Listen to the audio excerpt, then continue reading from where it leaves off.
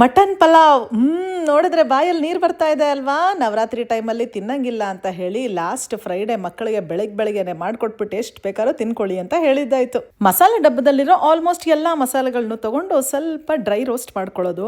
ಆಮೇಲೆ onion, ginger, garlic, green chillies, ಪುದೀನಾ ಸೊಪ್ಪು, ಕೊತ್ತಂಬರಿ ಸೊಪ್ಪು ಎಲ್ಲಾನು ಸ್ವಲ್ಪ ಎಣ್ಣೆಲಿ ಲೈಟ್ ಆಗಿ ಹುರ್ಕೊಂಡು ಎಲ್ಲಾನು ಮಿಕ್ಸಿಲಿ ನುಣ್ಣಗೆ ರುಬ್ಕೊಂಡ್ಬಿಡ್ಬೇಕು. ಈಗ ಮೇನ್ ಪಾತ್ರೆ ಕುಕ್ಕರ್ ಆದ್ರೂ ಆಗ್ಬೋದು, ಕಡಾಯಿ ಆದ್ರೂ ಆಗ್ಬೋದು, ಯಾವ್ದೋ ಒಂದು ಪಾತ್ರೆಲಿ ಯಾವ್ದ್ರಲ್ಲಿ ನಾವು ಮಟನ್ ಪಲಾವ್ ಮಾಡ್ತಾ ಇದೀವಿ ಅದರಲ್ಲಿ ಎಣ್ಣೆ ಹಾಕಿ ಸ್ವಲ್ಪ ಬಿರಿಯಾನಿ ಎಲೆ, ಆಮೇಲೆ ಆನಿಯನ್ ಫ್ರೈ ಮಾಡಿ ಅದಕ್ಕೆ ಮಟನ್ ಹಾಕ್ಬಿಡೋದು. ಪಾಲಕ್ಕು, ಮೆಂತ್ಯ ಸೊಪ್ಪು ಮನೇಲಿತ್ತು ಅದಕ್ಕೆ ಹಾಕದೆ, ಇದು ಟೋಟಲಿ ಆಪ್ಷನಲ್. ಅದಾದ್ಮೇಲೆ ಗ್ರೈಂಡ್ ಮಾಡಿದ ಮಸಾಲೆ, ಅದಾದ್ಮೇಲೆ ಸ್ವಲ್ಪ ಧನಿಯಾ ಪುಡಿ, ಸ್ವಲ್ಪ ಖಾರ ಕಮ್ಮಿ ಆಯ್ತು ಅಂದ್ರೆ ಚಿಲ್ಲಿ ಪೌಡರ್, ಜೊತೆಗೆ ಮೊಸರು, ಸಾಲ್ಟ್, ನೀರು ಎಲ್ಲ ಹಾಕಿ ಚೆನ್ನಾಗಿ ಕಲಸಿ 1:2 ಅಳತೆಯಲ್ಲಿ ಅಕ್ಕಿನೂ ಹಾಕಿ ಕುಕ್ಕರ್ ಮುಚ್ಚಿಟ್ಬಿಟ್ಟು ಸ್ವಲ್ಪ ಲೋ ಫ್ಲೇಮ್ ಅಲ್ಲೇ ಕುಕ್ ಮಾಡಿದ್ರೆ ತಳ ಕೂಡ ಹಿಡಿಯಲ್ಲ. ಆಕ್ಚುಲಿ ಅಕ್ಕಿ ಹಾಕಿದ್ದು ಎಲ್ಲ ವಿಡಿಯೋ ಎಗರೋಗ್ಬಿಟ್ಟಿದೆ, ಸ್ವಲ್ಪ ಅಡ್ಜಸ್ಟ್ ಮಾಡ್ಕೊಳ್ಳಿ.